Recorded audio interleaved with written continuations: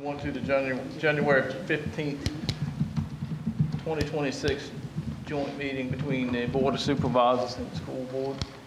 And I call this meeting to order.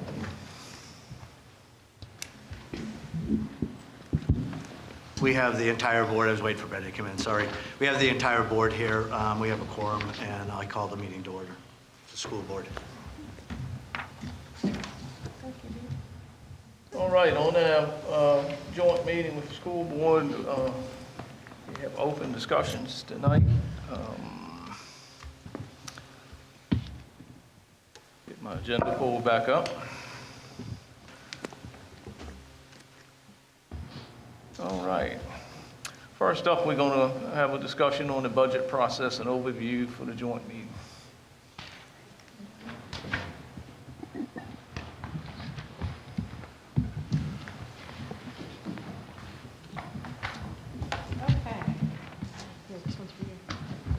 I believe y'all have the packet.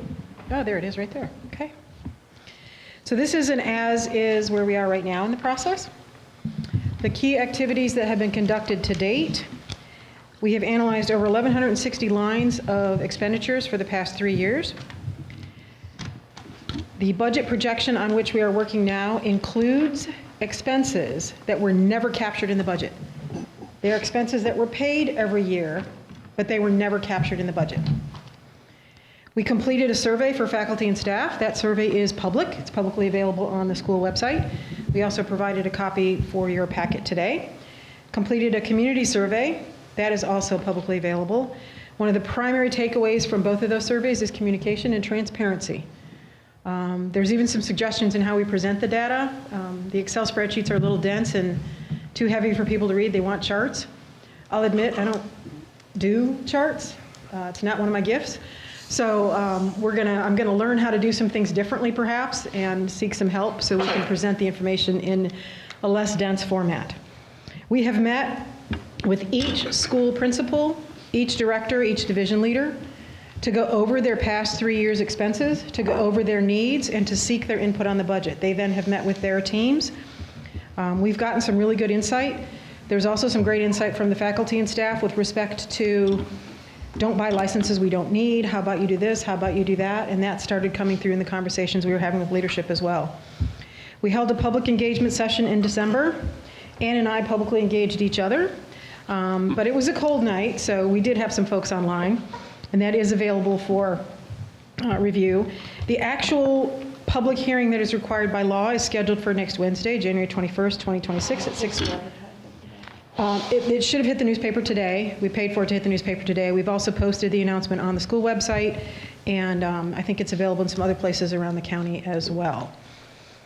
So what we're doing now, we have this budget proposal that you will see. Again, this is, right now it's an expense proposal because we haven't completed all the revenue side. So when I talk about it tonight, that's what we're talking about. We're centralizing the purchase of all routine office supplies. Paper, pens, pencils, paper clips, staples, everything is going to be centralized, the purchase. We are spending far too much going through Amazon for onesies, twosies, threesies that need to be there tomorrow. So we've got a plan on which we're working that's going to have the basement of the school board office is got a lot of space. It's kind of spooky, but we're going to store supplies down there. And then each school will still have its own supply locker, but we're going to have things centrally available, so we're no longer buying onesies, twosies on demand. We're centralizing the purchase management of all technology hardware, software, and subscriptions. Anything that touches the school internet is a cyber risk and must be managed by the IT director. He also has a locker of keyboards and mice and some other stuff, and we're finding people purchasing those because they just don't know that it's there, right? So we're going to be taking advantage of that. He's also just yesterday come in with a proposal for starting some tech refresh with some inexpensive hardware that he's found, so we're going to be working on that. This expense proposal that you will see includes funding to begin a technology refresh. It hasn't been done. There's been some onesies, twosies bought, but we've talked to Mr. Basie, and we definitely need to start doing a technology refresh and plan for that, so this expense includes that. There is an expense proposal that you have in your packet that was designed with county guidance, which was the compensation for insurance plus compensation for insurance is one option, 0.5%, blah, blah, blah. You'll see that in a second. There is another expense proposal. We consulted with the superintendent, and because of statutory requirements under the Code of Virginia that the superintendent has to advise on the budget, we have developed another budget proposal that is designed under some guidance that she gave us. So there will be different proposals. One's county guidance, another one is consultation with the superintendent. We're currently in the process of analyzing the Virginia Department of Education revenue projections. The county LCI decreased slightly, which typically translates into some additional funding. So we're looking at that. And this budget expense proposal that you will see includes capital planning estimates for a phased project for the well, which Mr. Hardcastle has been working very hard on, phased purchases for refreshing the fleet, the bus fleet, and addressing the NES playground. This budget expense proposal also includes, for the first time, human resources. That was a position that was added last year, so we've put that in there. So the next slide, pretty please. So what you see here are the actual dollar figures. The 2025 levels on the left, a compensation increase for 10, I'm estimating the insurance increase at 10%. Right now, it's looking like private sector insurance will increase 9% or roughly thereabouts, so I bumped it up to 10. We don't know if that's going to be an actual or not, so again, these are estimates, but that's what's being projected right now for economic projections. A compensation increase of 0.5%, a compensation increase of 0.75, and a compensation increase of 1. These budget expenses do not include nutrition. That budget is being worked separately and will be presented separately. That's a pass-through budget, and she's working on that right now. So you'll see that there's capital improvements across the bottom. Those are averages for each year. There are some years where there might be a little bit more that's needed from the county, and some years where there might be less.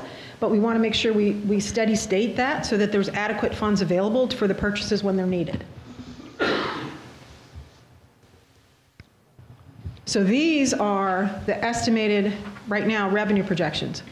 What I have done is I have held steady the state revenue. It will change, there should be an increase, but because we don't have those data yet, I'm holding the state amount level and I'm holding the county amount level. So the county would put no more into the school budget than they did last year.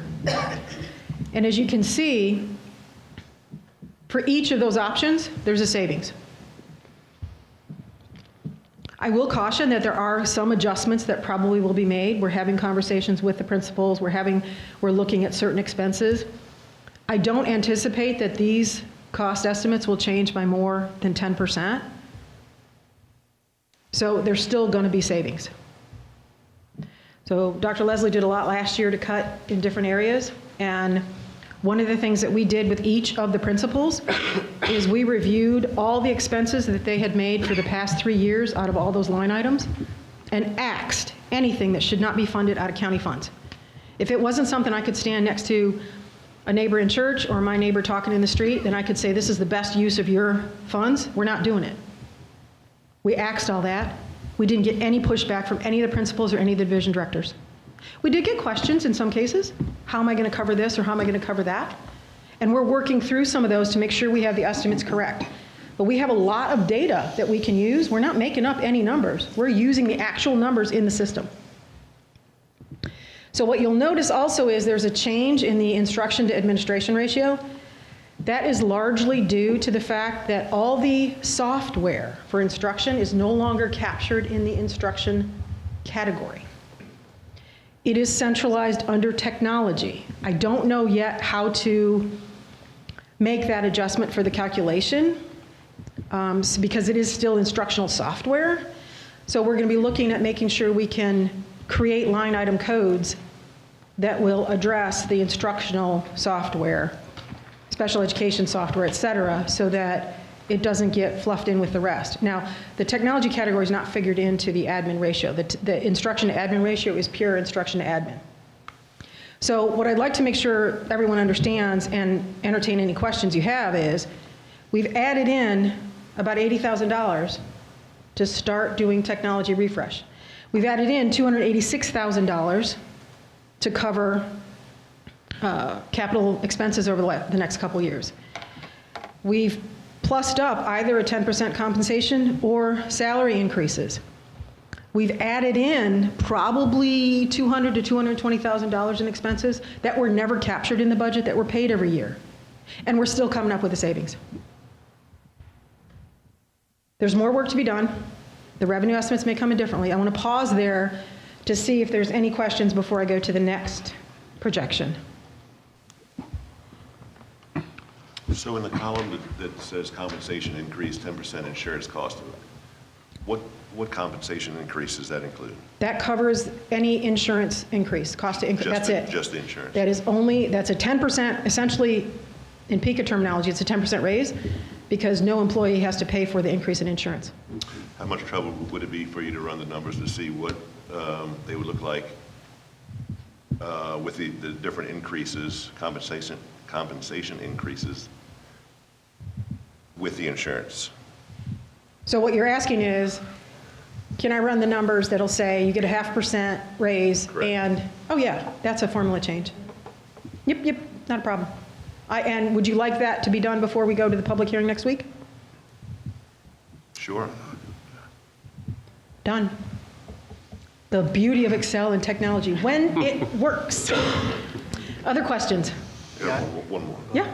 What was the contributing factor to the LCI decrease?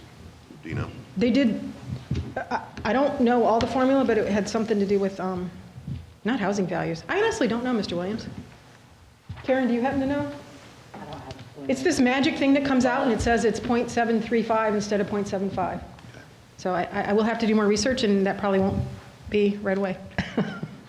It's based on the wealth of the counties. So if our wealth index goes down, then the LCI goes down. And our appraisals weren't in yet. I hope. Any other questions? Yes, the public hearing. How are you getting the message out to make sure, right, look, listen, to make sure it's a cross-section of the people, we can get people here. You know, you got the radio, you got the newspaper, you got flyers going out from the schools, especially elementary. I'm not talking about high school because they don't throw it in the trash. But we need to do everything we can to get more people here, all right? And we need to use every way we can to get them here. So we have put an advertisement in the newspaper. We have posted it on the school website. It is posted on another county website. We've not done letters to the letters home. I don't know. Yes, but we Do need an alert. I mean, Well, we can do an alert. Okay, right, because you got more people that's 65 and older raising kids, got grandkids, they got daughters' kids there. They don't have those technology things. They don't have the newspaper is the best we can do on that one. No, you can't. You can get those flyers. You can send those flyers home by Okay, kids. Dr. Leslie, can we do, what can we do? You can do everything possible to make sure we get touch a lot of those parents that's not getting touched. There should be more parents here. Okay, I'll do the best I can, sir. I mean, in terms of getting information out, I don't know what else I can do other than partner with the school and do the newspaper ad. And and we the- can put the alerts out. We do have, an alert system. We have the Apogee. We can do robocall. Right. But realistically, we really only have the information to contact parents who have children enrolled in those schools because that's the only contact information that we have. So our Facebook, of course, is public. We can post it on our Facebook. We can post it on those social media outlets, but we can't control who may or may not see it. But it seemed like the way that, I know when I was teaching, we had ways to get information home to parents, Because a lot of these parents don't have the technology. And we'd like more than just parents to come as well. Yeah, I understand that, but we got to get more people here. I that's agree. involved, right. And we're not doing that on the ways that we're getting the message out, And in the past, we have had, We can do flyers and give them to the teachers to hand out. Right, That right. might help with the parents, but it won't help with the community. do everything So- you can. Okay, we will do that, sir. Okay. And I'm not on social media, so I don't know how to manage any of that. It sounds like you're looking at all of the different variables that affect the budget here. So far tonight, insurance has come up twice for benefits for our employees and everything else. Well, I guess it's a two-part question. Are we looking at our benefits carriers and determining whether or not they're the most effective carriers for this county? Are we looking at group benefit providers? I will turn it over to the county administrator. Yes, sir. We actually put out a bid for health insurance late last year. The board has that information as far as who submitted proposals. They are currently reviewing that information. We should also be receiving information with our current carrier, and we're waiting to see what that information shows before a decision is finally made. Okay, and maybe a recommendation or suggestion, if, as you're going through this budget process, if there are other variables that are affecting the budget that we need to address, if you could make that list that you guys can't address on your own, and bring that to the boards, especially at joint meetings like this, so that we can help whatever way we can to make sure we maximize our expenditures. The only other one I can think of is the liability insurance, but I don't know if we can manage that this year. Just, We can look at that. thank you. Okay. Any other questions before we move on to the next? Did you have copies of the packets for the school board? I sent them over to the county administrator to be included in today's packet, yes. Mr. Tadlock, do you have packets for the school? I'm sorry, I was, It's on board docs, but I don't know if it's on. They docs. can't access the We don't board have docs. county board docs. We've had some difficulty accessing it. Okay, thank you. Okay, and the next one is in consultation with the superintendent. just looking for a packet. Where did They it just go? need this. Thank you. Yeah, we did, apparently the school in the past has usually done a 1.25% raise. They call it a step increase, but it's a raise across the board. So in addition to the county guidance, the superintendent suggested that we run the numbers for a 1.25% raise, and that's what that is. Compensation increase if there's a 1.25%. And again, this is going to go to the school board for a vote. That recommendation is not in line with county guidance. That's all I'll say.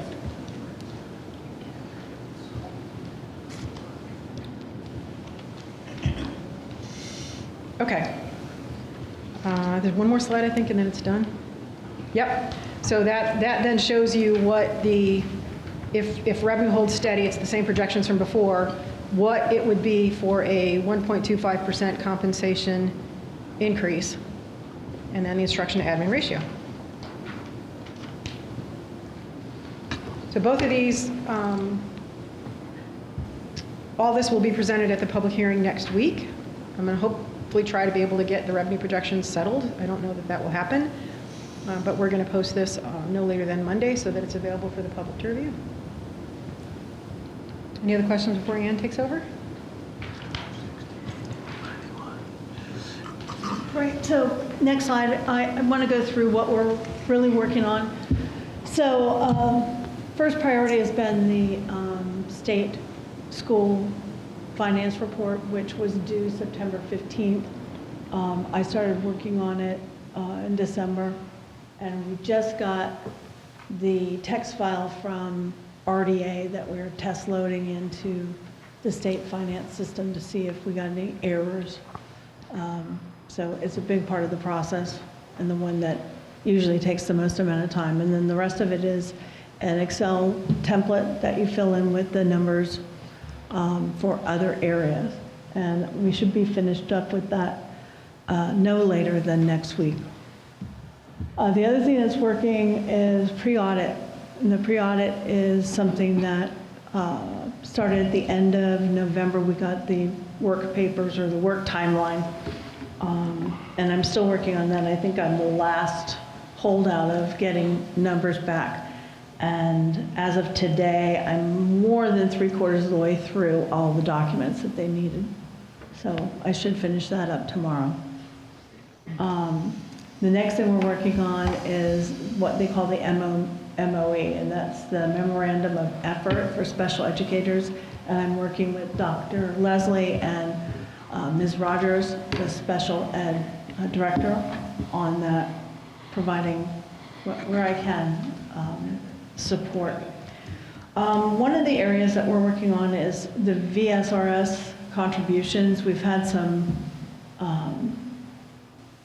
mistakes, and we're fixing all of those. So we're just going back, and we've met with VRS several times and been super helpful. And I talked a little bit about this last week, but we're collecting all the money, which is correct. But VRS has us on a 10-month plan for some employees, and RDA has us on a 12-month plan. So what's getting entered into RDA is a little bit different than what VRS has on their system. And we're going to make the change at the end of June to have everybody aligned so that VRS and RDA are going to be the same. We're still working on the IRS tax corrections. We sent in the one document for the big, well, I call it big because it was several $1,000s of penalty that the IRS wanted to charge us. We haven't heard back. However, yesterday I got another letter from the IRS on a late bill from, I think it was March of last year, where the 941 calculation wasn't correct, and we were 6 days late correcting it. And so the IRS decided in their kindness not to charge us a penalty on that. So I'm hoping that just shows that maybe they've gotten a warm heart, and then we're going to pass through the rest of these corrections, but we'll see. That's a U.S. government agency, correct? It is. Yeah, okay, just checking. You're familiar with them.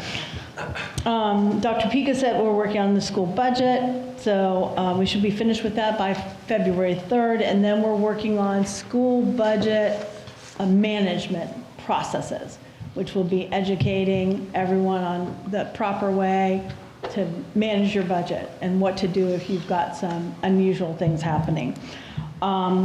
We're catching up on revenue deposits, and we should be finished by end of January. Revenue assignments, we're catching that up as well. Reconciliation with the county treasurer, well, that hasn't been done since mid-2024. So we have a target of starting on that process at the end of January and getting that completed. Account balance and reconciliation, matching funding to expenditures. This is one of those other accounting things where you want to make sure you're matching, you said you spent it, did you pay it the exact same amount? Because we've found in the past that it was different. We got a bill for $200 and we decided we're going to pay $190 for some reason.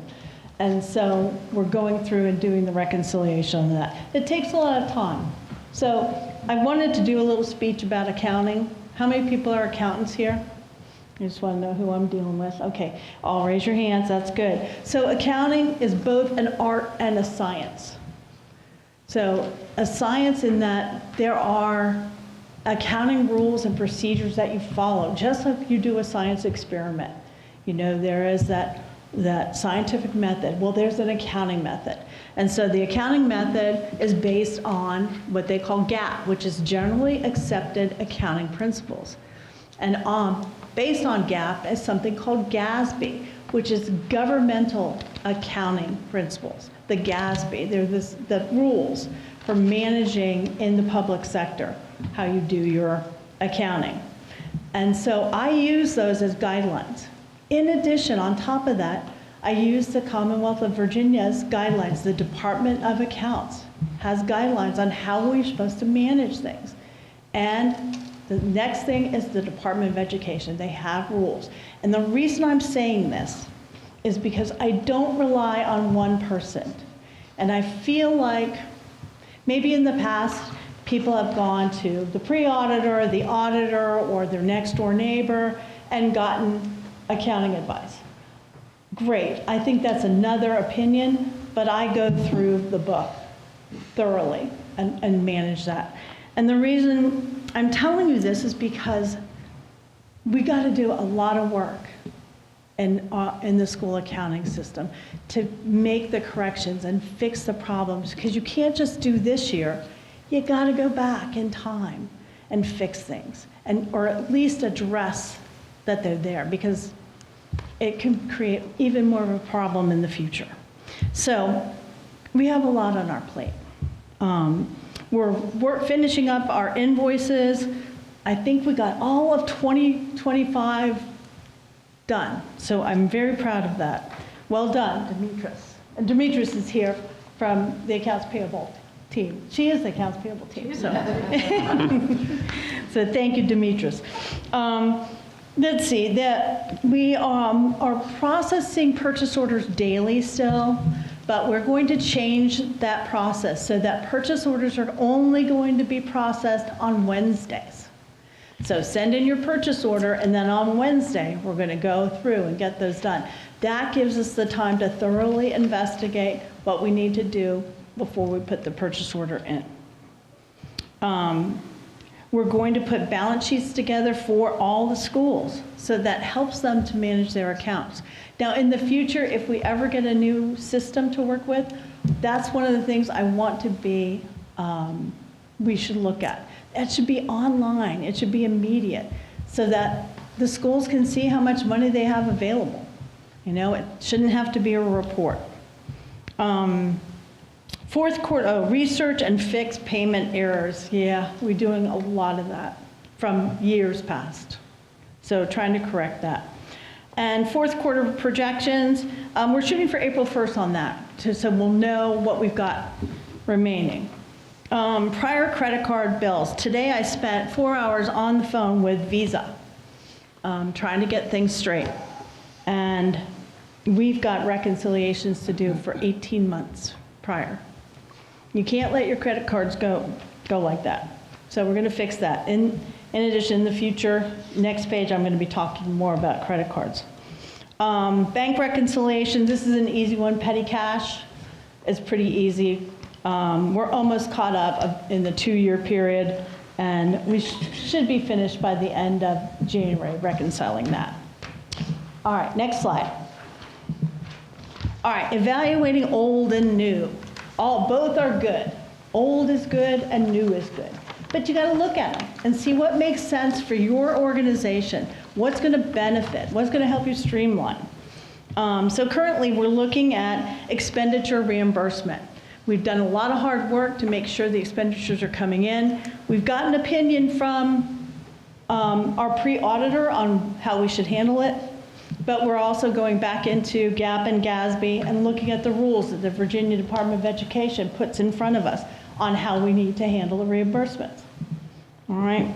I think, you know, if you have some money available, we certainly can have some things, some of our programs be funded with that. We also have other revenue coming in. We got a check from Virginia Tech. I don't know why, but we took it, we deposited it. We have no background information. We've called them, and they said, well, we give you a check. And I'm like, well, good, because I'm here, and I'm an alumni, and thank you very much. We can use it. The future, we're also looking at some ways to streamline. So transportation system alternatives. How can we help our bus drivers do better? How can we help manage the fleet better? And so Stacy's going to be including that. Stacy's our Director of Transportation. We have a couple meetings set up in early February. The other thing I'm working on with the team is evaluating new credit card systems. I think looking at how the schools are doing business, we need a credit card system that's available to the schools for the school activity funds, which the schools will manage. They will do their reconciliations online, and I will help to validate what they've done. But also, some of our divisions, need a credit card every now for emergencies. And so I want to look at that. So we're getting proposals from a lot of different credit card companies, and I will bring that to your attention so you can review it and help us decide who we want to come in and talk to us about what they can do for us. But I think these things, I'm not, I know y'all talk about come heres and been heres or lived heres or born heres. I'm a come here, but I'm committed to making a difference. And I want people not to be afraid of change and not to be afraid of new ways of doing things. Let's look at it all and decide what's best for us as a group. And then the last thing I want to talk about was, on top of what you guys have got bids for healthcare, I think healthcare and insurance has to be reviewed. I think we're spending a lot of money on it. And I think there's consortiums out there we might want to think about joining. And so now I'm off my soapbox and I'll sit down. Any questions? Yes. Yes, sir. Reimbursements. Yes, sir. What have you gotten back to date? A little over 200? Oh, gosh, no, in terms of total reimbursements or what we could return to the county for our What can be process? returned to the county? Oh, we're over 200. We tried to return 176 in October. There's another probably 227 that we could return, and we're in the process right now working with the county treasurer and county administrator. We don't have a process for it. And one of the recommendations was it just sits at the school, and I got to tell you, as a citizen that's been looking at this for 3 years, I will not support a process that leaves us sitting at the school because we all saw what happened over the past 3 years. So we've got to figure out, Ann and I are looking, like she said, she's looking at all these accounting measures. We don't have a system right now where I could put that, let's say I put $330,000 in a bucket. It will look like there's $330,000 on the school balance sheet that we're not using to support our teachers, that we're not using to support students. And it will just create problems and fights. So we have to figure out a way to either return that revenue to the county or put it in a bucket that's reserved for some of these capital expenses or other things. There has got to be a way. If this money sits in the school, we're going to end up in the same situation in 2 years. Question. If you put it in an account, can you put that line items on that account? Oh yeah, I could put a line item on it, but then that just means it shows up as available to expend. If I put it in the revenue pot, I call it the leprechaun pot because I don't really know where it sits. But if you put it in the revenue pot, it still shows up on your balance sheet as revenue. So every month when we give a report, it'll show that the revenue far exceeds expenditures and it's going to look like we've got more money to spend. So what we will do moving forward, what Dr. Kern and I agreed moving forward, every month you're going to get a balance of what we have that we'd like to return / reserve / adjust so that it doesn't get absorbed into the overall system. And some of these reimbursements that are coming in are from 23 and 24. They're not from current year, which means these are taxpayer dollars that the citizens outlaid 2 years ago. I'm missing something. Explain why it's difficult to return that money to the county. I don't get it. I don't have a code. We don't have a process. So we've had a couple meetings. There's no code. They don't want it yet. There's no code for us to put on a, so like the transfer sheet that you have in front of you that says I want to transfer the, money from one account to like the even cafeteria money. There's no code to put it in. The county has not bank accounts, 30 and 10, what are they called? Funds. There's 2 funds in the county. One's a 30 and one's a 10.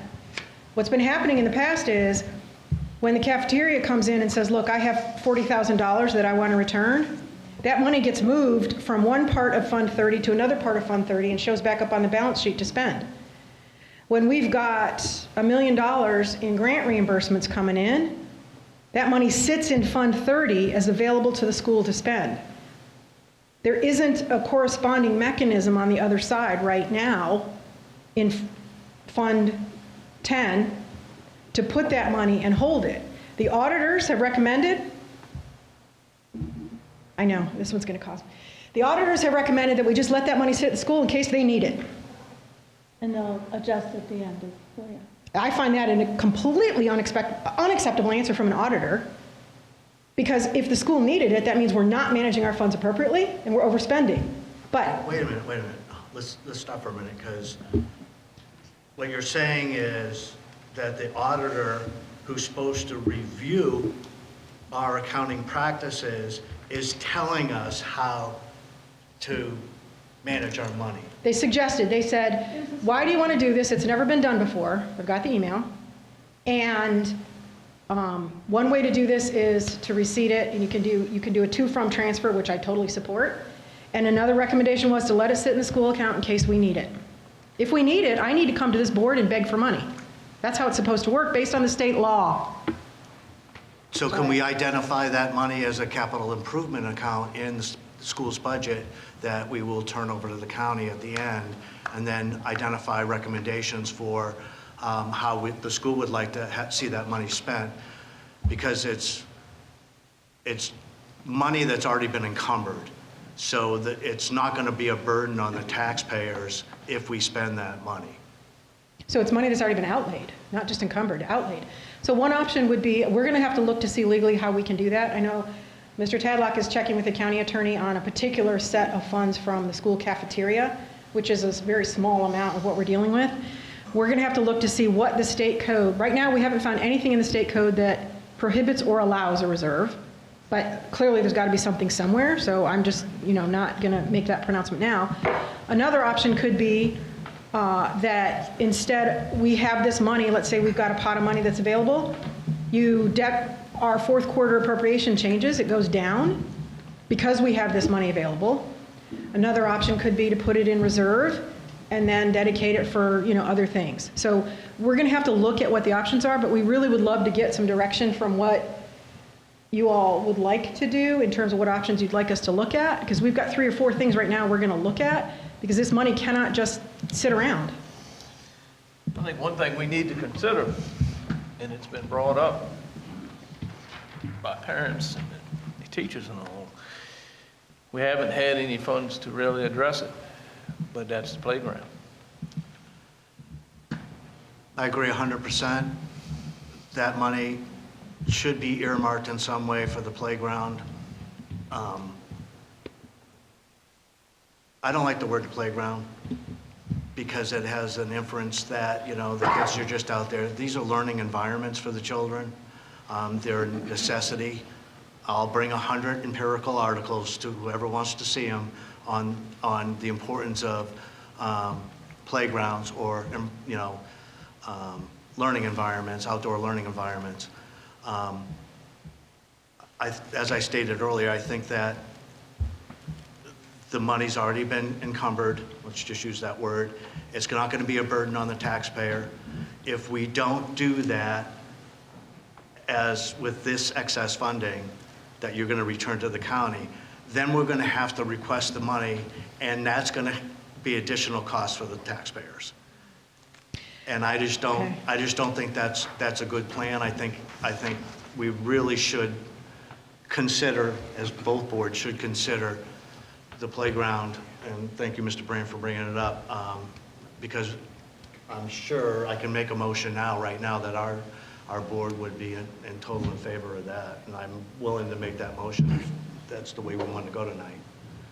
Mr. Chairman, excuse me, we had a meeting with the auditor, pre-auditor, earlier today, and I just get Mary to kind of update everybody. So we had a Zoom call. Ann was on the Zoom call. We had sent it to Dr. Pika, but she wasn't in today to jump on to discuss this revenues about being turned back to the county, and also the cafeteria side. And the auditor had several questions of what type of revenue was it? Was it reimbursements from a previous year? Has it been booked? It was different questions that they have to have an answer to, which they asked Ann to go back and get the answer to those questions so they can then give direction if they still want a direction from that. And that's how we'll know how to process the revenue they want to turn back. Because if it's 25 revenue They're in the process of doing the reconciliation for 25. It's not. So, hold on. But So what- if it's 26, then that's what they're needing to know so they can give direction for if we're going to set up a revenue account to hold that money, or if they're going to do it on that side. No. Has it been done in the past? Normally, what happens is when the auditor comes in and the audit is completed, that's when they go in, determine all the expenses that have been done versus all the revenue coming in, if what that number is supposed to be turned back. If they start turning it back all year, which if that's what they want to do, we still got to get that number and get those questions answered before we get all of that taken care of. But I know that Ann is supposed to be getting answers for Tamara, the pre-auditor, to get those codes and try to get it all sorted out. So it is being worked on, and we're left to wait for the answers to coming back. What is the revenue? What is it for? When was it accrued? Did it get? It's several different questions that she gave over today to be found out before we can proceed in doing what Karen wants to turn back to the county. I had all those So- answers. I had all those Hold on. answers. Go ahead. Hold on, so I'm a little confused because what you're saying makes perfectly good sense to me right now. It's a process where we're looking at all the variables and then we can solve the problem. Where did the comment or whatever, and correct me if I'm wrong, I believe you said it, Dr. Pica, that we should just leave the money in the account. Where did that come from? Because that's not what we're talking about now. We're talking about two different approaches, and so I'm confused. And then that was on the email. I know that's what you were referring to, correct? So we've had a couple meetings this week alone. The first meeting was just let it sit in the school account. That was, I think, Tuesday. I can't remember what day it was. That was to say, when that statement was made, was how we did it in the previous years. When the audit's done, then that's when they tell the county what they're turning back to. Then an entry is given to the treasurer's office to turn that money back. So if we That's just what had that's that the- code, can we just follow the same process that we do at the end of the year, only do The it auditor midterm? has to give us the entry of, Gail, what is the entry normally they give you? Usually we post it back to the school food Okay. fund account. And that's what she But no, told that's us only- in the meeting today. That's what she told us that we needed to do unless this is talking about the school food. That's talking about cafeteria. Yes, that for those funds, unless it's something that for the county, that's how it needed to be done. And that's how we have been doing it in the past. That it should go in that account, it should not go into a county fund. It should stay in the school fund. Which means I have an we're, additional question then. The pre-audit, our auditors, are they familiar with Virginia law and all of the things that are, that Virginia requires so that they know whether or not we can do all of these things? Or are they a national firm that doesn't, regulate, may regulate like more at a national level? It's kind of important because we're going to do a lot of legwork here to find out whether or not we can do this based on an auditor that may or may not be familiar with the system. I mean, maybe this is something we need to look at. This is the biggest justification I've ever heard, and I'm glad it happened today because this is why we need a new ERP system. This is 100% the reason why we need a new ERP system, because we shouldn't be dealing with this in 2026. What's the process, Mr. Tadlock, when at the end of the year return that comes? I mean, What is that? I mean, that's done, am I correct? That's what we were just talking about. When the auditor finishes and then Gail makes the entry to move, if it's revenue. Yeah, for that, usually the auditor hasn't been given me, they would make the entries and do an audit report. Yeah, and it shows. At the end of the year, if anything needed to be moved or, they would do it on the audit report and then give it to the pre-auditor and then give it to the auditor. Okay, so it just got to identify the process. The questions need to be answered. So I think it's new. I will say that everyone here has been helpful. I think it's new. I don't think the school, at least in the time I've been looking at the books, even though there has been revenue on the books to return, it's never been returned. And what we would like to do is start a process so we can absolutely do that, so the citizens of this county aren't double paying. And if we don't get new processes in place, what we're doing right now is personality dependent. And the minute any of us walk out the door, we go back to the bad habits. So in the interim, what we're going to do is we're going to receipt all the revenue, because there's some revenue that I haven't even receipted in terms of accepting, because I just wanted it to stay in Fund 10. What I have learned this week is it has to be receipted into Fund 30, which is the school fund. It's going to be marked in some way, I'm not sure how, in the revenue account to say that this is revenue that we are not to spend. And then every month, I'll keep an Excel spreadsheet along with the checkbook that we're keeping with 1,165 lines. We'll keep a document that shows how much revenue should be available for A, return, B, maybe it gets deposited in the, what's your account? The capital improvement account. Maybe that's where it should go, so that things like the playground, the buses, et cetera, that means the money is not at the school's discretion. Because I have to tell you, what's been going on in the past has been if an account is overdue, and I appreciate the fact that the Board of Supervisors passed a resolution that said if you overspend in a category, you can't do it. I got 18,000 ways to get around that now that I'm learning the system. Because and the attorney's bills are a perfect example. If you look at the admin category, you ran out of money in the attorney account line, guess where you pulled it from? Special education instruction. Tell me how that's supposed to happen.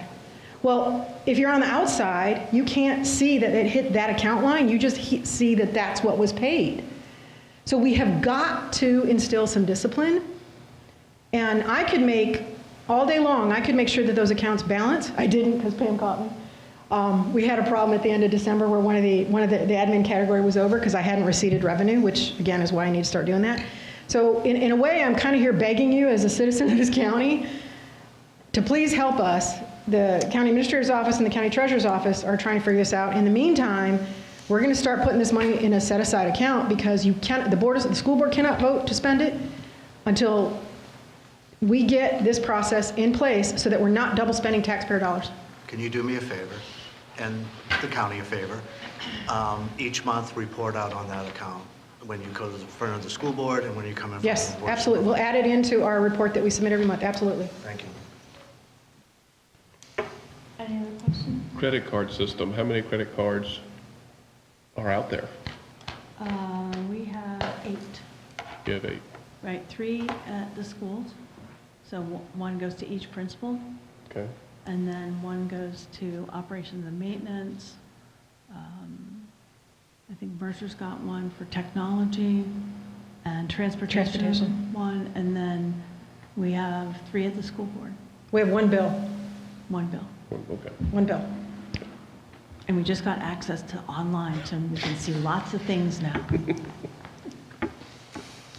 Thank you. Thank you. Oh, we still have I don't know if you're at this point in the agenda, electorals, we need to get the vote on the bonus we received. We received funds from the state. These are not county funds, these are funds from the state for a teacher bonus. The school board voted on it and approved it. And then I made a mistake in December, I think. When you voted on the carryover for the cafeteria funds, I made a mistake and gave you the wrong number. So there is a revised document in front of you, which is the correct number for that cafeteria carryover from 25 to 26.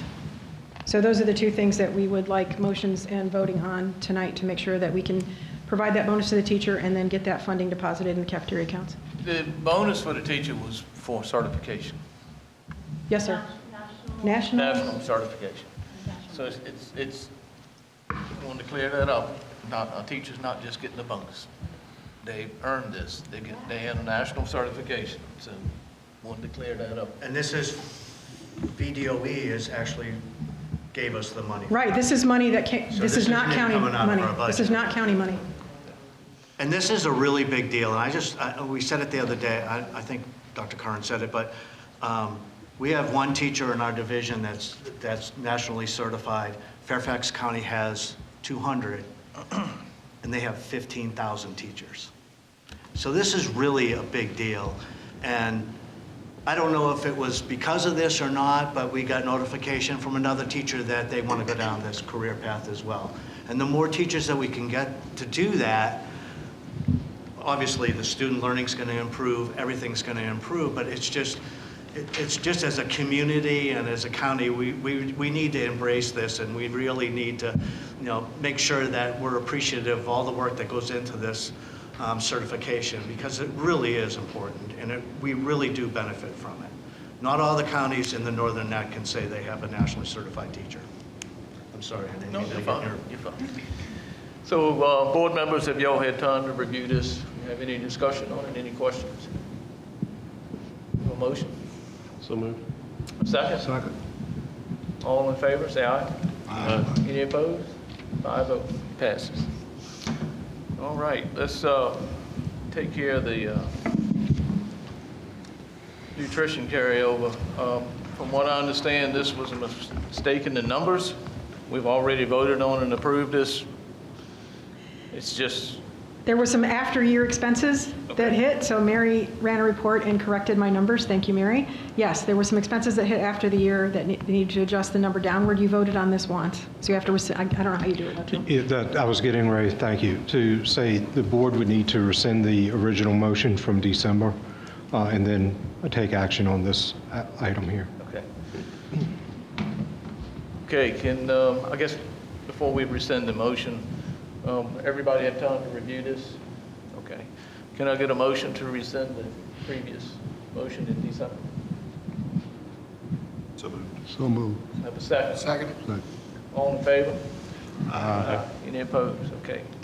That's been rescinded. Now we're going to vote on the new proposed amount to be transferred over. Do I have a motion? So moved. Have a second? All in favor?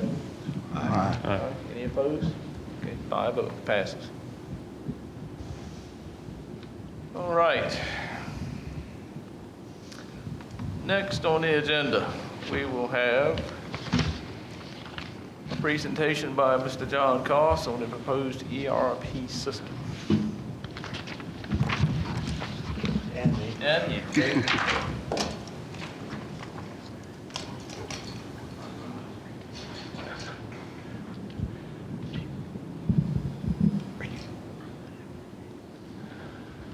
Okay, here we go. I think it was December, might have been earlier than that. You asked, I offered to look at our ERP system. I gave the Board of Supervisors a draft of how the process should work, and today we're here to talk about the ERP system. One thing about the procurement system that's very important before I get into the slides is that it's very important that you follow a strict guidelines of steps so that you're not influenced negatively or positively. We're dealing with corporations and entities that are salesmen, and they are better than any car salesman out there. So you have to be very clear and concise. You have to do things in a particular order, and one of the most important things that we do is governance. So I'm not going to talk about that. Mr. Koss will talk about that tonight. But this presentation tonight outlines a proposal to modernize Northumberland County's Enterprise Resource Planning, or ERP system, for both the county government and Northumberland County Public Schools. The intent is to strengthen how we manage finances, human resources, procurement, and reporting across the organization. This is not simply a technology upgrade. It is a strategic initiative to improve transparency, compliance, efficiency, and long-term sustainability. Next slide. Northumberland County currently lies on the RDA ERP system, which has served the county for many years, but is now outdated. The system offers limited integration across departments, weak reporting capabilities, and does not align with modern cybersecurity expectations. Many processes are cumbersome and labor-intensive, increasing staff workload and operational risk. To meet today's operational demands, compliance requirements, and transparency expectation, a modern cloud-based ERP solution is recommended. The proposed target date for implementation is July 1st, 2028, but typically these things take a good year to work out all the kinks and all of that to make sure everything works the way it's supposed to. Next slide. An ERP system, an enterprise resource planning, is the critical backbone of an organization's internal operation. It integrates finance, budgeting, payroll, human resources, procurement, and reporting into a single system of record. A modern ERP provides real-time access to data, automated reporting, stronger internal controls, and consistent processes that comply with accounting standards and legal requirements. It's important to emphasize that this initiative is not just about software. It is about standardizing and modernizing internal business procedures with technology serving as the tool that enables those improvements. Next slide. The current system provides for limited insight into countywide spending and budget status, making informed decision-making more difficult.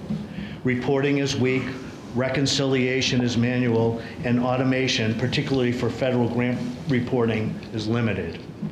These challenges increase operational risk and compliance exposure while consuming significant staff time. By modernizing the ERP system, the county and the schools will improve efficiency and collaboration, provide real-time financial visibility for leadership and for the Board of Supervisors, and it will also enhance transparency to the public and significantly strengthen cybersecurity protections. Next slide. The ERP selection process will follow a structured and defensible evaluation framework as a part of a formal RFP.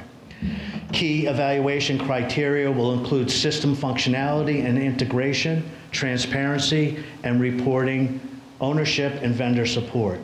The framework ensures that selected solution is compliant, sustainable, and aligned with the county's operational needs. Next slide. The proposed implementation follows a phased, low-risk approach. In 2026, the county will issue an RFP and select a vendor. During 2027, system configuration and data migration will occur. Testing, training, and final readiness activities will take place leading up to the July 1st, 2028 go-live date. And this will align with the start of the fiscal year and minimize disruption in the system. Next one. All procurement and contracting activities will comply fully with the Virginia Public Procurement Act. The selected ERP solution must also meet state data protection requirements, federal grant reporting and transparency expectation, and applicable records retention standards. Legal and compliance consideration will be embedded throughout the procurement and implementation process, not addressed after the fact. Next slide. ERP implementation carries known risks, including ineffective governance, vendor delays, poor quality legacy and data migration areas, staff adoption challenges, and cybersecurity threats. These risks will be mitigated through a phased implementation approach, strong project governance, which Mr. Koss will talk about in a second here, and clear decision-making authority, structured testing, and comprehensive staff training. Risk management will be an ongoing focus throughout the project life cycle. Next slide. So in closing, on my part, the ERP modernization is a strategic investment in improved businesses' processes, not just as a technology purchase. It supports accountability, efficiency, and long-term sustainability while strengthening transparency and compliance. This initiative positions Northumberland County and the school division to meet the current requirements and responsibility serve the residents and the citizens well into the future.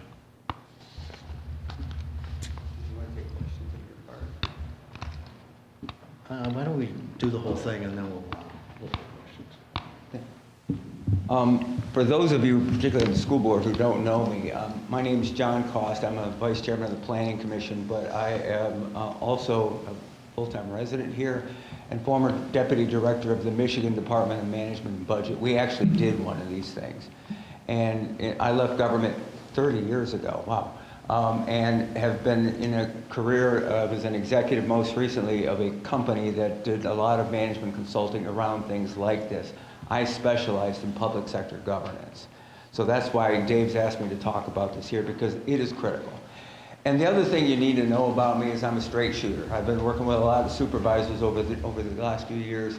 I'll tell you like it is, and the first point is critical. 80% of public sector enterprise system projects fail. 80%. They're either very late, over budget, or they fail to deliver intended results. So you're sitting there thinking now, so why the hell should we be doing this? Well, Dave made a very coherent set of arguments here about why we need to do something. The status quo is not acceptable. These ladies have been through hell trying to clean up the mess that we've got. In part, bad decisions have been made, but in part, the systems are really bad. So how do we deal with this? First of all, why do they fail? The number one cause of failure is governance, poor project governance. And I'll give you an example in a moment. That leads to slow or inadequate decision making, which makes very confusing about who's doing what, why are we doing this, poor buy-in by people throughout the organization. It isn't just a matter of putting software on people's computer. They got to know how it works and why they should be using it instead of the status quo. Or the failure to execute the system throughout the organization. I don't like this. I'm going to keep using what I got, and I'll just do the rest of it manually. The second cause of failure, and Dave alluded to this, is ineffective procurement. A process that leads to the wrong product selection. You got to know roughly what you want and find the product that's the best fit. Because in a larger world, and I did mostly work with very, very large governments throughout the world, they assume that the consultants are going to come in and sell you all kinds of new stuff that you may or may not want, but it all sounds great until you start changing everything. And it becomes very cumbersome, very expensive, and overruns in cost and time. And the other reason around procurement is poorly written contracts. To know what you're getting and to know what to expect if you decide to change things. How do we handle change orders? So my job here as a citizen and taxpayer of the county is to help make sure this stuff doesn't happen to us. We've got to do something. So governance. A lot of confusion about what that is. This is actually from published research I wrote years ago. It is simply 6 words. Keywords are underlined. Who decides and by what process? Who decides and by what process? In the process of doing a new ERP system, there are lots of decisions that have to be made. Very technical ones, business process ones, leadership decisions, lots of complex decisions. So I've underlined 3 words there. I want to examine each of these. The correct decision maker in governance is somebody who has the authority to make the decision, they have the aptitude to make the decision, they understand the trade-offs and risks, they have the necessary information, and they make the time to do it.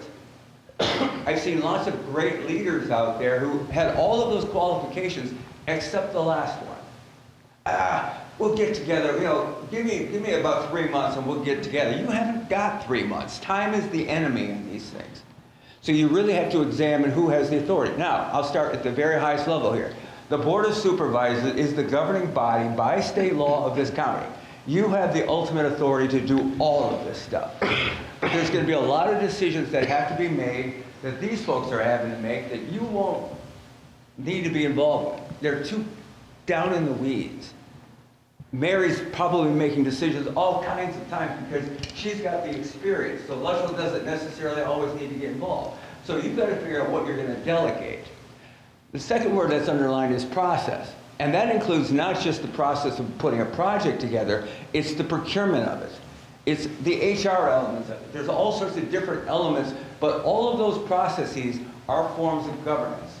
And where do they all come together? And then finally, a decision. A decision, by definition, is something that has to be binding and enforceable, and that who's making it is accountable for it, as opposed to the last bullet there, not to be confused with advising. Asking for somebody's opinion is not the same as asking them to make a decision. During the course of developing a system like this, there's going to be lots of opinions about what will work best, what looks best, the aesthetics of my computer screen. Those are valuable inputs, but those are not the same as a decision. So it's got to be crystal clear who has the decision rights, who has the decision rights for everything that needs to be decided. So let's start at the very top, the Board of Supervisors, your role. You are the ultimate governing authority here. Your responsibility is in governance, includes agreeing that the project is a priority and approving it. So we start at the very level. Are we going to do this or not? The next thing you have to do at your level is fund it. Now, we don't know what that's going to cost yet. We've got to do the procurement process to sort all that out. And then finally, appoint the project leadership structure to ensure success. And that will include three major components. Number one is senior responsible owner. And I'm going to go into detail on each of these things in a moment. A steering committee that will consist of a lot of major stakeholders. And again, I'll go into detail about who those would be. And then ultimately, you're going to need a project manager. This is not something that somebody's going to do part-time. This is going to be hard work. We did this in Michigan. Our budget, our final spend for the project was $123 million 30 years ago. We aren't going to get anywhere near that. But the decision-making involved was very clear in terms of who had to make the decision. The governor didn't want to do it all, but the senior responsible owner did. So the other key players, the senior responsible owner, they speak for the governing body. They report to you. They resolve the disputes that will be inevitable in a system like this. They control the scope, they manage the budget, and they report to you regularly. One person. Steering committee. It includes only those with decision rights from various parts of government. So Dr. Leslie, Luttrell, the treasurer, the commissioner of revenue, key people that own the funding and how this county functions. It will include the senior responsible owner. This isn't about voting, so it doesn't matter. I mean, you don't want a cumbersome body, typically 7 or 8 people at most. It's agreement driven, because ultimately the SRO is the dispute resolver. So if the board can't agree, if the steering committee can't agree, the SRO does. These meet weekly. That's how rapid the decisions are going to be made. And typically the agenda for a weekly meeting consists of what did we do last week, what are we going to do this week, and what policy things do we need to resolve. I'll work with the steering committee to help all that. And there has to be agreement in the steering on what are the key performance indicators for each piece of work. So some of this can get pretty technical. So again, this does not need to involve you. And then finally, the project manager who manages all communications and the escalations of decisions. So let's get into a key part of this. This is the issue of resolving conflict. And you're probably there thinking, why are we worried about conflict already? This project is all about conflict. Because in a perfect world, you're going to get software from a company that has sold the same software to 2,000 other counties around the United States. All of the perfect business processes are embedded in that software, and you don't need to change a thing in a perfect world. I came in from out in the cold. It wasn't perfect out there today. It is not a perfect world. There will be decisions. There will be things that we do things differently than Fairfax County, or even the neighboring counties, Richmond or Lancaster. So what needs to be understood is that there's going to be an enterprise perspective. You, the Board of Supervisors, and Luttrell and Dr. Leslie bring the enterprise perspective of what does our organization do? How should it all fit together?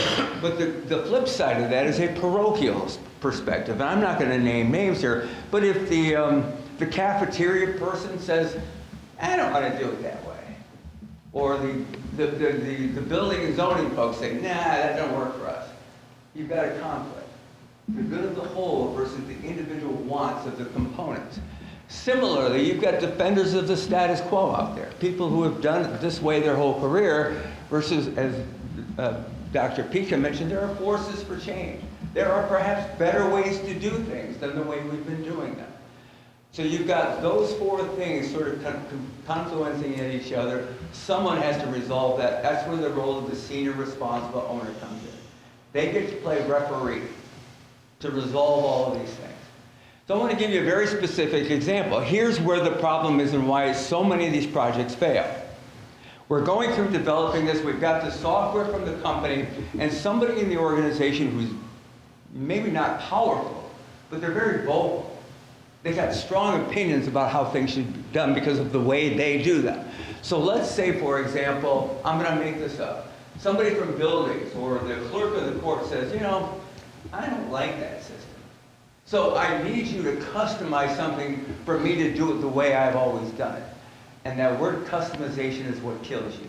Because every time you move from a system the way it's designed and begin to customize it for specific purposes, your risk goes up 100%, your cost probably goes up nearly that much as well. And that's just for one instance. So if you've got a system and suddenly you've got 3 or 4 different agencies coming at you and say, no, I can't do it that way. I need to do it the way I've always done it. That's where the problem begins. That's where the conflicts happen. And they will start right from the beginning, even as we're beginning to write the RFP. So steps to creating successful procurement governance. I've already talked about who the key players are. The accountable owner, the senior responsible owner, the project steering committee, the executive management team, and the project manager. I'm going to put names on the sheet now. That's the beautiful thing about living where you eat, is that you can actually name names. So the accountable owner is you. You, the Board of Supervisors, own this thing. Funding, going forward or not, the big picture. The senior responsible owner, in my opinion, should be the finance director that you have hired, reporting to you. She will get this stuff. She will be making tough decisions. She's not going to be sitting there writing code, I don't think. You can do that if you want, but not what she's there to resolve those conflicts. My recommendation for the project steering committee are the following. Dr. Curran would chair. Luttrell would be on it. Pam King would be on it. Todd Thomas, the Commissioner of Revenue, would be on it. The chairman of the school board, Dr. Leslie, Dr. Pika, Mary, and Robert's not here, but Robert Headley representing the IT perspective. To me, based on what I see, and I don't claim to be totally knowledgeable about everything that happens in this county, those are the people that need to constitute the steering committee. They understand what's there, they understand the needs, and they have decision rights within their respective organizations. You'll hire a project manager. Now, off to the side, I've got the agency heads and sheriff and clerk of the court. They're not part of the steering committee, but their input is valuable. So Luttrell will work with the department heads. Obviously, Sheriff Beecham's got a role in all this, the clerk of the court, but they're not the most critical players. There will be individual agencies that have unique needs, perhaps buildings, perhaps EMS because of all of the private sector revenue they get and so forth. So those are the key players that need to be part of all this, and they're all interrelated, reporting relationships and so forth. And then project manager, you'll have to figure out who that is. I'll be glad to help figure that out with you. I've added a couple of other things in here. A technical advisor, Luttrell, I don't remember the fellow's name, the guy that currently supports us with the RDA system, probably a very strong technical advisor. I think he's even offered to do that. No, you're probably referring to Dave Zender. Dave Zender has a separate platform software within the county that does the building and zoning side of things, some things for the treasurer's office and the commissioner of revenue. He's totally separate from RDA. Maybe that's not the right, but there probably could be somebody in there if we have somebody that's relevant. And he's a gentleman that's retired. Yes, that's correct. He's offered his services, and I think he would be a very good one. So that's a possibility we're If looking he's at. been engaged. And this will be an ongoing process, so there probably could be somebody who could advise you on governance, procurement, and so forth, perhaps somebody that's local. I'd be happy to do that. I'm not looking for money, so don't worry about that. But I would gladly, as I have been for the last several years, work with the Board of Supervisors and Dave and so forth around things like this. Closing the loop, you've got decision makers, whether it's you or people you've delegated authority to. Your job is to make decisions, communicate those decisions, to lead the execution, and to support the change management because you've got a lot of stakeholders. who are going to bring escalations and conflict and information. Governance is critical. I will guarantee you, if you don't get governance right, you will fail. And as a taxpayer, I won't appreciate that. So I will do everything I can to help you. So, the ask. Okay, so tonight, well, wait a minute first. Does anybody have any questions before I go into the big issue? Okay, you can see this is actually a complicated process, but it should be a process that we as a county apply with all of our purchase RFPs that we put out. This is the way it really should be done so that we're successful with all of our processes. We talked tonight earlier about the, in Lateral, I'm sure you're doing a great job on it, but the process for finding, maybe there's a different vendor we can use for, benefits and all of that. But this is the process that we should be using to do even those kind of things. And it's something I think the county should adopt across the board. But so going forward from here, if nobody has any questions, the first step is that Board of Supervisors votes, I guess, that you wanna go ahead with the RFP. It doesn't cost any money. At that point, the steering committee will get together and we'll put an RFI out, which is a request for information. And that request will go out to all of the vendors, and they can choose whether or not, and trust me, that we're going to get a lot of responses on this. And they tell us what they have and what they can do. That's free. So that doesn't cost us anything. So once we have all of that information, we're going to have to narrow that process down, report back to the Board of Supervisors. At that point, we're going to have an idea of what things cost the way they are. And then the second ask that I would ask is that you approve Dr. Curran as the senior responsible owner to the Board of Supervisors.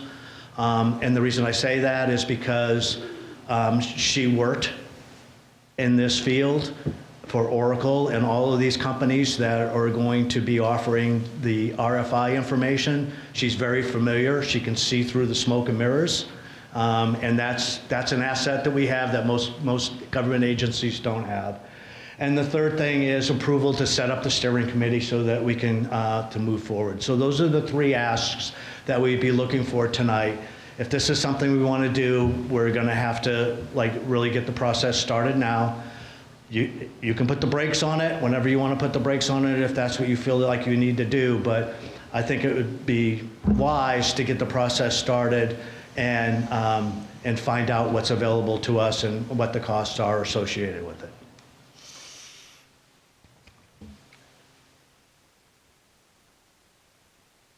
Walter, when we had our meeting the other day, we had a discussion with the gentleman, what was his name again, that's has one of the programs here in the county that's being used? Dave Zender. Dave Zender. He's looking to retire in 2028, so that system will go away or won't have any support, am I correct? That's correct. Okay, so the county, in one sense of words, is already behind the eight ball.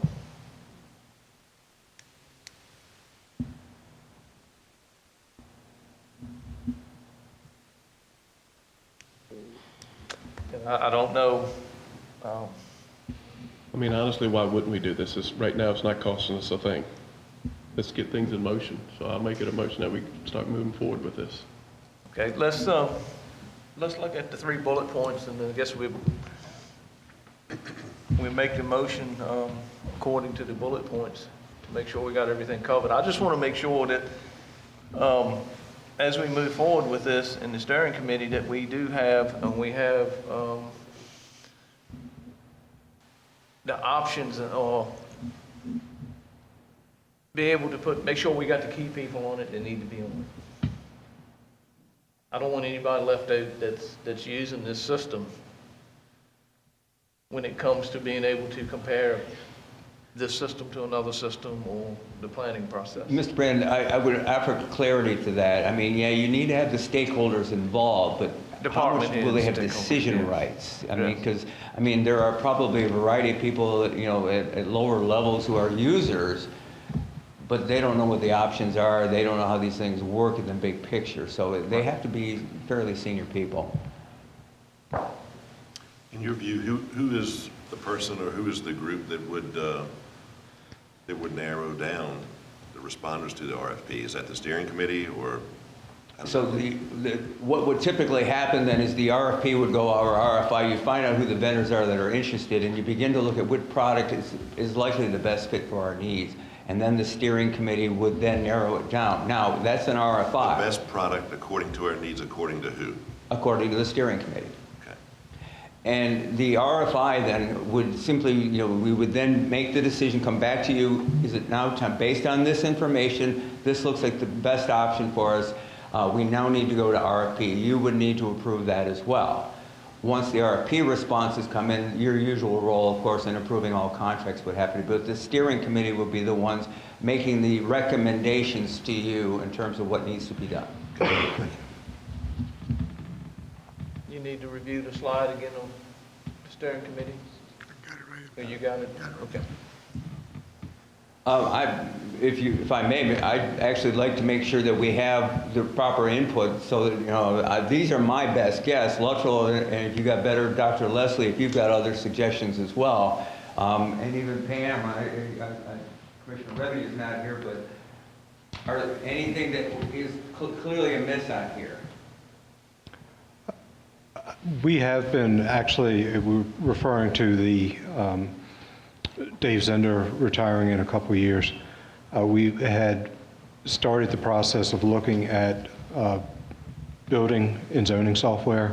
I know the Treasurer's Office had started looking at some additions that Dave Zender covers now that they would maybe need to add on to the RDA system.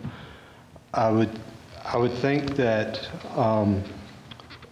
since we're identifying Pam and Todd, we may want to add the building official as head of the building and zoning department, because they would need to integrate into this software in some fashion. They will need permitting, tracking of zoning cases and things like that.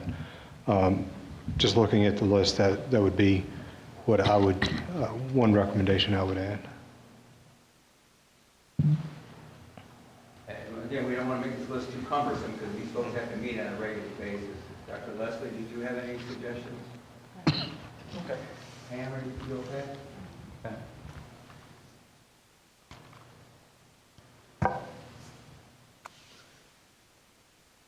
Okay. What would the board like to do with this matter? We're gonna run out of time. If we don't act. You made the motion, right? Yeah, I made a motion that we move forward with it. Okay, Second. second? Can I just say a few things, if you don't mind, Chairman?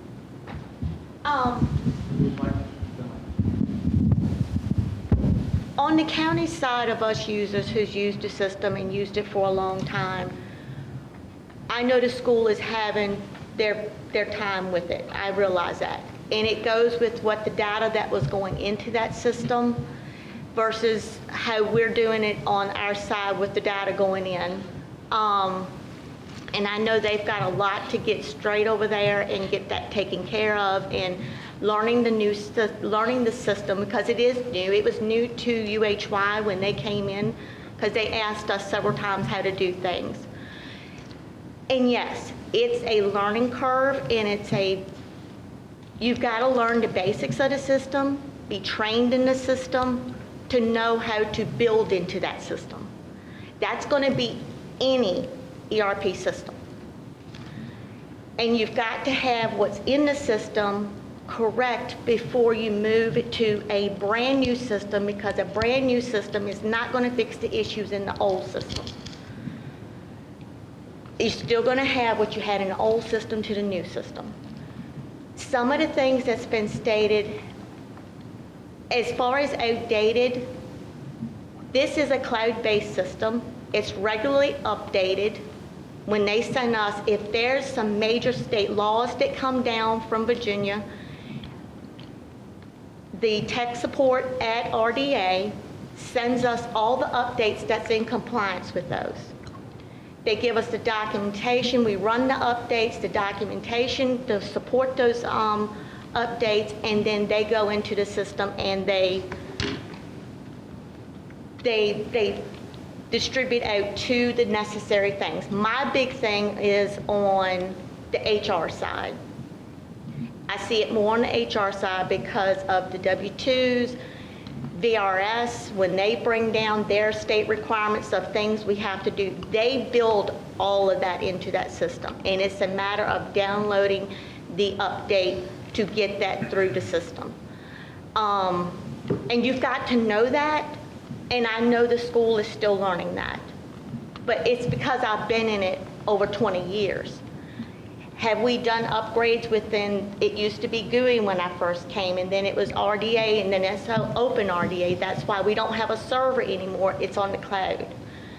The other thing is, if people want real time, I just want to just put this out there. Each person that you want to have real time can have a login to see real time. They can run their report, see it real time. But you have to give those people the user information. You can make it read only. You can give them whatever permission you want them to have. Do y'all have anything that y'all want to add, Pam and Gail? You covered it, yeah. We've used it for a long time.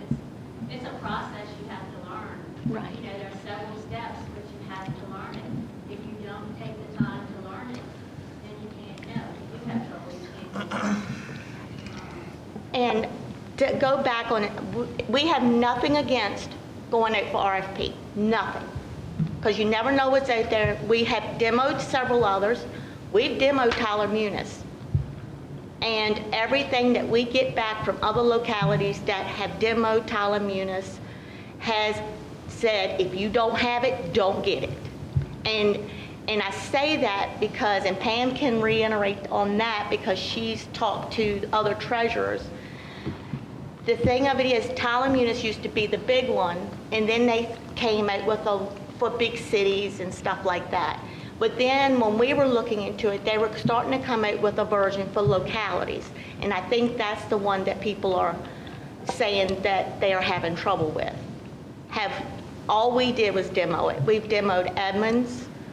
And Edmonds kind of looks like what we have now. What was some of the other ones, Luttrell? They're the two that we've demoed so far. Yeah, Edmonds, OpenGov. Yes. Definitely. So, I mean, again, great presentation. We're not against going out for an RFP, but I just felt like I needed to express for us on the county side. I know the school is got things going on. I realize that, and we've been trying to help as much as we can, and we can answer only but so much because their system is built on school-based, ours is built on local government-based, how we have to report things versus how they have to report. Granted, it all should come out in the end when it all reconciles and everything. But I just wanted to throw that out there that, and if we have an issue with the system, tech support is great. We put in that tech support ticket, they're on a splash top emailing us, and if we need to do a splash top or a phone call, they're on it with us, helping us to work through whatever issues. If it's reports that we need, and if we can't get certain data in a report, we pull a CSV file, we can make that report be what we need for like auditors. And if the report that is being required by the, say like for all these gas fees, they will put it in their next update if we ask, hey, can you make this change? Can we include this in this report? So these are some of the things I've dealt with over the years, and this is just scratching the surface.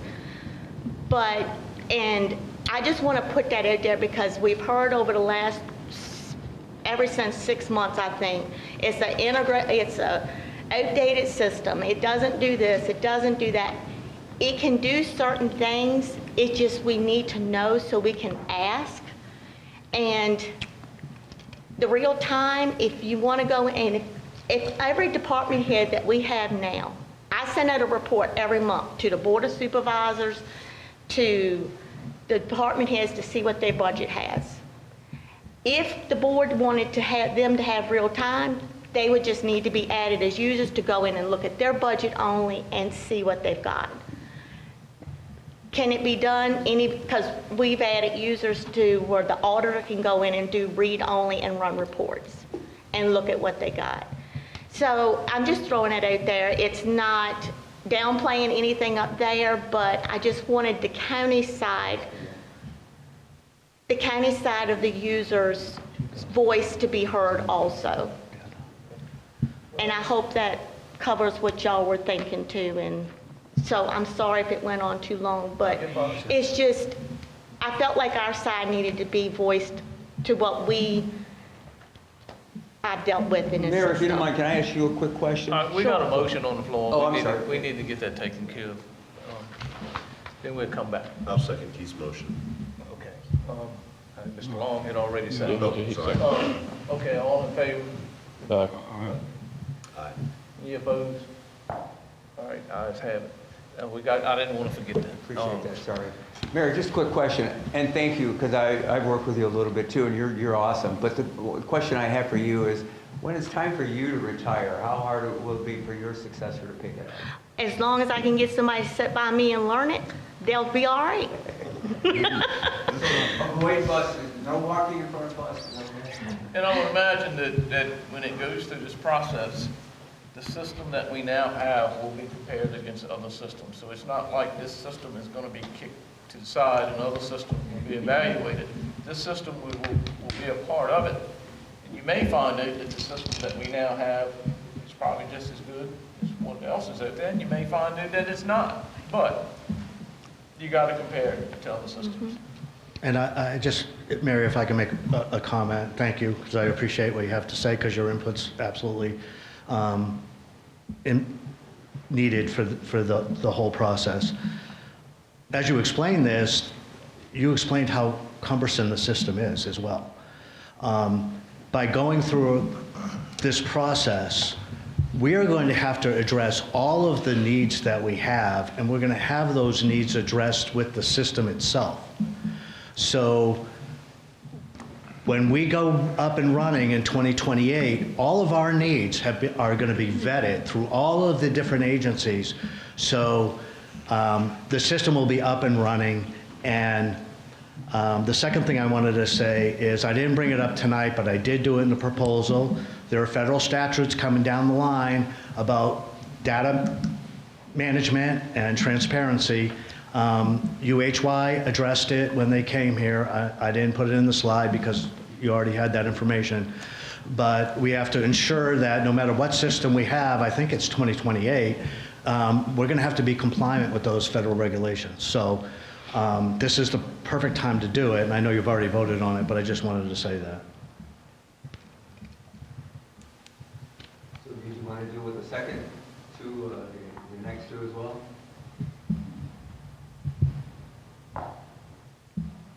We need 3 separate motions. So I guess the second one. For the senior responsible owner. Yep.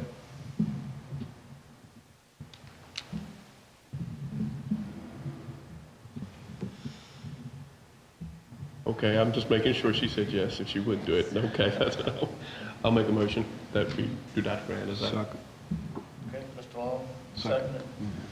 All in favor? Aye. Aye. Okay. Any opposed? Okay, it passes. The third one, the approval of the steering committee. And I think Mr. Tadlock wanted to add someone in from building and zoning. Jerry Rushing, the Jerry building Rushing. official. Okay. If that's okay with the board. Well, if they're going to be using the system, that department head should be sitting in the seat. If It's a big part of the system, Yeah. yeah. I mean, if it's just, I assume it's a really big deal. I don't know, Luttrell, but, I mean, if it's a really just a small module, it's perhaps less so, but I don't know the scope of it. Ready? I mean, it is going to be tied into the proceeding with the treasurer's office, the intake of permits. Maybe not as much as far as the enforcement software side of things. As long as they have, I guess, some sort of input somewhere along the way. Clearly, yes. Can I ask you this, what, of the county's total revenue, all sources, what portion does that represent? With the software? No, for the Zoning. total revenue of the county, how much is driven by building permits? It's a small amount. Okay. Yeah, I mean, we could put them over with the agency heads, with the sheriff and the clerk of court. That would be my recommendation. Because I don't know that, actually, building and zoning would probably have more of a share in it than the sheriff or the clerk of I court. think that's right. I think EMS has probably got a bigger share than the sheriff and the clerk of court too. So, but that was my intent with the agency heads, is that you would keep in contact with them, you and Mary would represent their needs as well. No, that's, All right. Ready? Yes, sir. I move that we make a motion to add those, add that. At the steering committee as Yes. presented. Mhm. Okay. Can I have a second? Second. All in favor? No. Aye. Any opposed? All right, ayes have it, passes. Thank you. All right, next on the agenda, I believe, is Dr. Leslie. Yes, good evening, thank you. I have two recommendations for the school board for which I was requesting approval that we weren't able to get in for our last meeting. Was hoping to squeeze it in this evening. So I am requesting approval for Jesse Fortune for, it is a part-time contract to teach 2 dual enrollment courses for us, for which we need to pick up for our students for this semester. Do I have a motion to move forward with that? Yes, so moved to move forward with that appointment. Do I hear a second? Any discussion? All those in favor? Aye. Aye. All those opposed? So moved. Thank you. And then I did have a second recommendation requesting approval to purchase more licenses for our Edgenuity software, which is an online software that we use in order to provide curriculum for students for areas in which we have vacancies. We had a new vacancy and needed to fill that with some more licenses. I move we purchase the licenses. I hear a second? Second. Any discussion? All those in favor say aye. Aye. All opposed? Motion's moved. Thank you. Sir? All right, any board members have any comments? Because we have to end up the agenda for the joint meeting. I'd like to ask the superintendent a question. Okay. I know Mr. Long, you may have to speak into your mic so she can hear you a little better. I heard on radio and I read in the paper where Lancaster County has full accreditation. Are we fully accredited? Yes, sir, we are. Ms. Ashton actually, I believe it was 2 board meetings ago now, had presented that. So yes, we were fully accredited. Okay, Lancaster had to, I'm sorry, they had to file a waiver because they were contesting something that the Virginia Department of Education had put through and they wanted a review. So that was newer information for Lancaster County than for the other divisions. Right. Are all our positions filled? No, sir. They're not? No, sir. Which ones are we looking to fill? Again, I don't have that data in front of me. I do have a science and a history position at the high school, a special education position at the high school. I believe I have 2 special educations at the elementary school. Okay, the STEM program, do we have many students taking part in that? So, yeah, we discussed this at the last meeting, so unfortunately, we do have some students taking advantage of it. We would like to have more students. Of course, the STEM program is a broad term, so we have some students that are at Chesapeake Bay Governor's School, which would be covered under STEM. We have some robotics, we have some AP programs, and then, of course, we have a STEM club as well. Last question. Do we have many students enrolled in the dual program? In which program? Dual. In the dual program. Dual enrollment? Dual, yeah. Yes, we do. We actually have a fairly decent number of students in dual enrollment, which was actually one of the recommendations I made this evening. We did have a teacher who was teaching some dual enrollment courses, and that is now a vacancy. So in order to fill that, that's why we requested for that instruction. We could have more. But we're continuing to build. Thank you. Anyone else? Any other board member? Okay, Mr. Carey? Any school board members have any comments, suggestions, comments? I got one, and I'll be very quick. I would like to see the Joint Finance Committee to continue to meet. I know we haven't had a meeting for a while. Reason being for two reasons. One is transparency, and the other one is with the county doing the school finances and all, and policies are changing. I think it would be a good opportunity for representatives from both boards to be able to have input, to be updated on changes and new processes. And if we get questions on it, we can have answers, and plus we can bring that information back to our boards.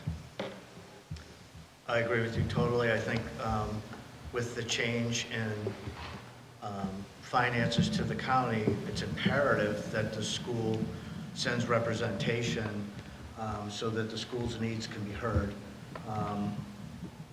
That's one of the important things about the survey that went out. That's the voice of the community. It was also the voice of the school. We have to make sure that their voices are heard in these meetings, and the best way to do that is to attend these meetings. I think we're probably going to have to elect a couple more members under the board. We're going to have to replace Mr. Haney. And has Mr. Blizzard moved or going to move? Yes. Yes. He's gone. Okay. So we need to look at that, but I guess we could, we'll talk on that and set a time and date. That's all I have as far as the joint meeting.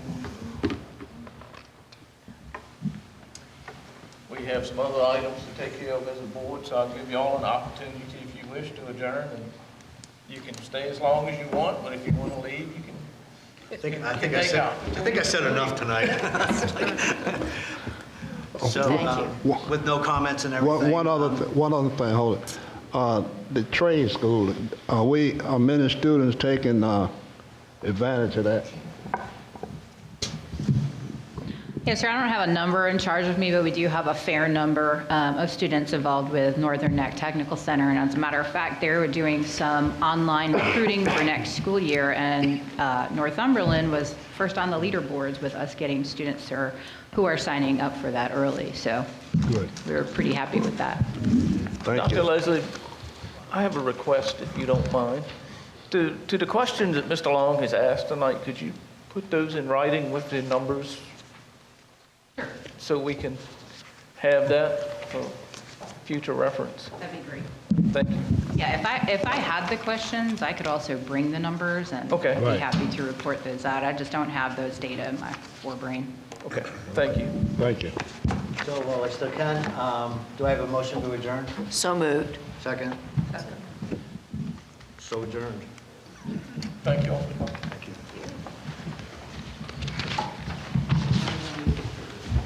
Board, how about a 10-minute break Sounds good. before we, Sounds real good. we don't have a lot. Chip? I'm going to say, got to be on here by 7, right? Yeah, yeah.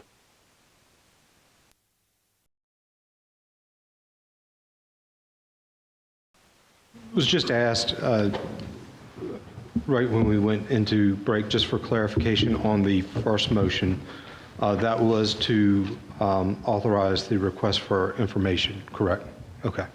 We just wanted to make sure we documented that, captured that correctly, so. All right, the first item I have is an ex officio board member to the library. I'm going to nominate Mr. Harris for that. I'll second it. You good with that, Mr. Harris? Yes, sir. All in favor? Aye. All right.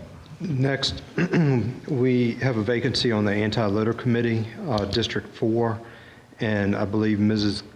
Colleen Ray has agreed to fill that vacancy. I'll make a motion that we accept her. I've spoken with her, and she lives down in Neat Creek. She seems very anxious to get into this, and she was recommended by her predecessor. So I'll make a motion that we bring her on. Second. All right, all in favor? Aye. Aye. Any opposed? Ayes got that one. Next item I have is Lancaster is submitting a Go Virginia Region 6 request, and this is for Rappahannock Community College and in partnership with Turn Dynamics. And this is for a CNC machining training program.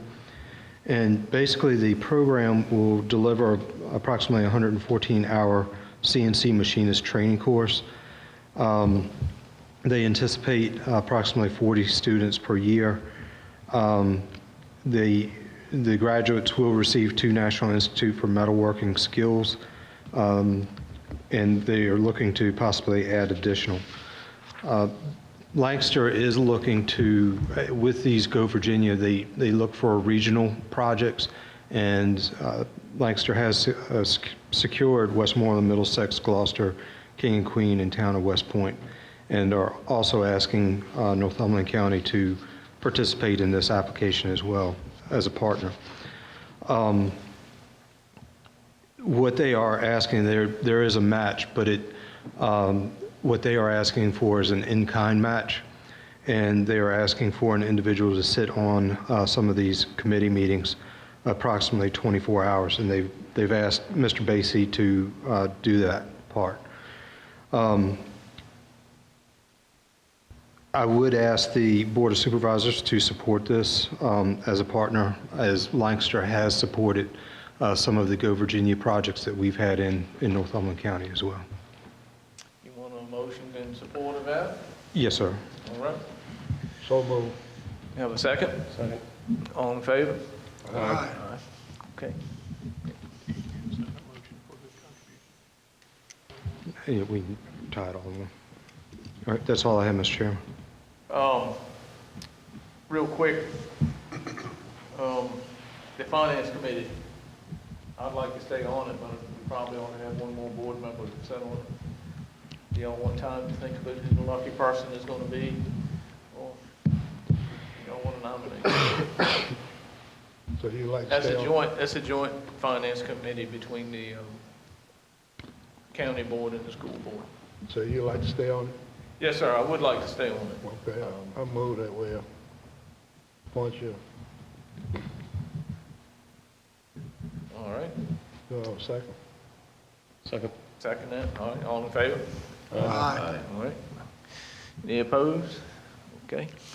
I need a second person. Who would like to? We really don't meet that often. Sometimes it's not even once a month. But it's been some good information come out of it, and it's been some good work. No, they Chip. If you accept it. Nights do you mean? Huh? We really never had a set night. It pretty much was set, the date and time was set according to everyone's schedule.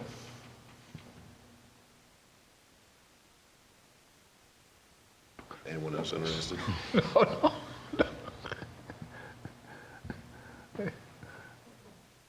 Mr. Harris, you're right here close to Eastville. That would be something for you to get your feet wet on. He's all right. At first, I prayed I'd be lost a little bit. Well, that's good. You know that. Well, if you think it is. Well, we're actually kind of taking this thing in in a little bit different direction this time. Before, it was a lot of discussion on school budget, and now we kind of switching, maybe still in that line a little bit, but more of the policy and changes that's coming from the finance department. So we're all going to be catching up on that one and see where it goes. But I think it's very important that we continue with that for the good communications between the two boards, Well, transparency and updates. I was thinking our sister should be involved. Chip, if you, I'll accept if that's what you want. yes. I'll second it. All right. All in favor? Aye. All right. Okay. Thank you, Mr. Weed. That's all I have. Lawful, you have anything else? That's all I have. There's been a motion to adjourn, unless you have something. Any of the board members have anything? I do have a question. They were talking about health insurance and how we priced it out and what we do. Have we looked into joining other agencies, localities, or whatever to do that? Has there been a concerted effort to do that in this process? Not so much as far as other localities. A lot of localities are with the local choice, who we currently have, which is a pooled system. So I do need to get that information to you because that was distributed prior to you coming on the board. But I'll get that information to you. And I guess any time now, we should be receiving our local choice. Like in the end of the month, there's usually, and that's what the Anthem rep had told us when she dropped off the Anthem bids, RFPs, was that the local choice should be coming in by the end of January, hopefully. Okay, thank you. And can I talk about where we contacted the state to see if we could go into the... Yeah, actually give them an update on that too. I actually reached out to DHRM, the Commonwealth of Virginia, and asked them as a locality, what the state employees have as far as health insurance, if we could somehow get into that program under the same umbrella that they have, the COVID care and their other plans. And they responded back to me and said that we are a locality, that's why we have local choice, because local choice is handled by, they go towards the localities, and we could not participate under the state portion of that plan. But I did reach out to see if we could try to get in under the state plan. Because I do know how that plan also works for many years, and it's kind of like what we have, but you buy into what you want as a product and not getting as a whole product like we got now. But I did reach out to see if there was a way we could do that, and they said no. But that was one that I did look into, to try to get into the Commonwealth of Virginia's state plan. They said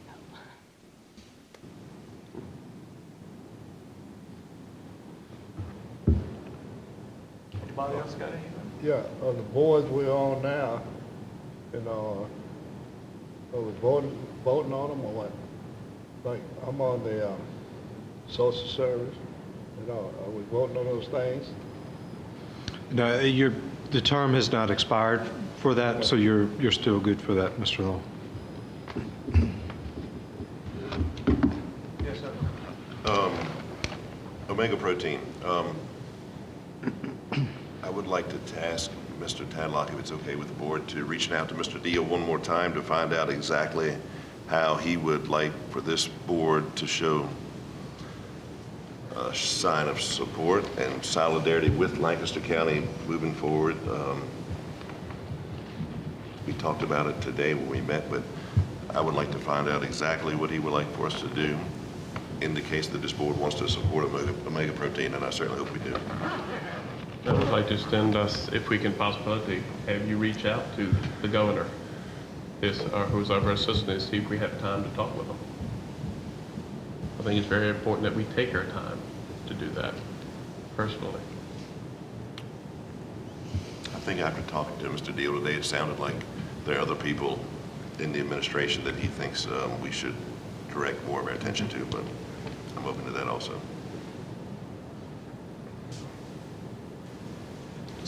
Yes, sir. Thank you. All right. We don't have anything else. We have a motion to adjourn. So moved. A second. All in favor? Aye.